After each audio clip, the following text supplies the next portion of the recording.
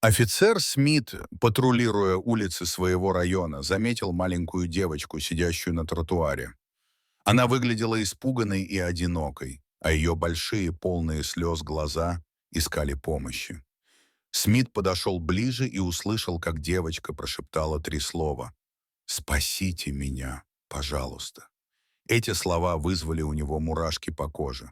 Он понимал, что должен действовать быстро, ведь в ее голосе звучала настоящая тревога. Сразу же после этого Смит позвал свою коллегу Лизу, которая осматривала местность в поисках родителей девочки. Она быстро подошла, и Смит рассказал ей о том, что услышал. В это время он достал свой телефон и сделал снимок девочки, отправив его всем полицейским, чтобы они могли помочь в поисках ее семьи. Спустя несколько минут к ним подошла пожилая женщина, которая узнала девочку. Она сообщила, что девочка сирота, и у нее нет никого, кто мог бы о ней позаботиться. Смит и Лиза решили отвезти девочку в участок, чтобы обеспечить ей безопасность и начать расследование. По дороге они обсуждали, как лучше поступить с девочкой. Они пришли к выводу, что необходимо распространить информацию о ней по всему городу, чтобы попытаться найти ее родственников или опекунов. Скоро начался поток звонков с потенциальными зацепками, но ни один из них не приводил к успеху. Вдруг Смит и Лиза получили звонок из богатого района. По голосу на другом конце провода они поняли, что там могут знать что-то важное. Когда они прибыли на место, девочка неожиданно начала реагировать на роскошный особняк, стоящий на углу улицы. Смит и Лиза обменялись взглядами и решили осмотреть особняк, чтобы выяснить, есть ли связь между ним и девочкой. Владелец особняка, мужчина средних лет, встретил их с недовольством. Он отрицает знакомство с девочкой, и его уверенность только усилила подозрения Смита и Лизы.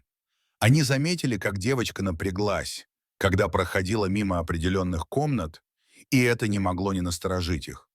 Понимая, что что-то здесь не так, они решили установить скрытое наблюдение за особняком, чтобы выяснить правду.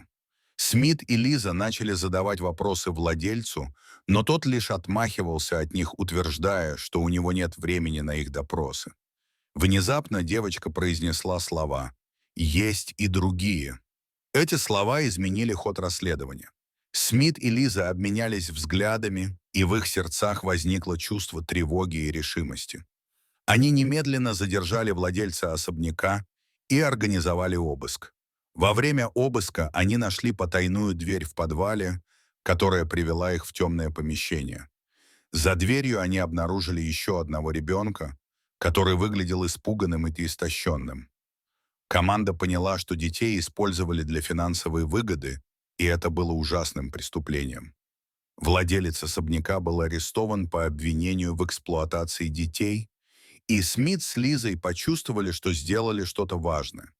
Местное сообщество, узнав о произошедшем, отреагировало с шоком и гневом. Люди начали собираться, выражая свою поддержку и требуя справедливости. Дети были спасены и помещены в приемные семьи, где им обеспечили заботу и внимание.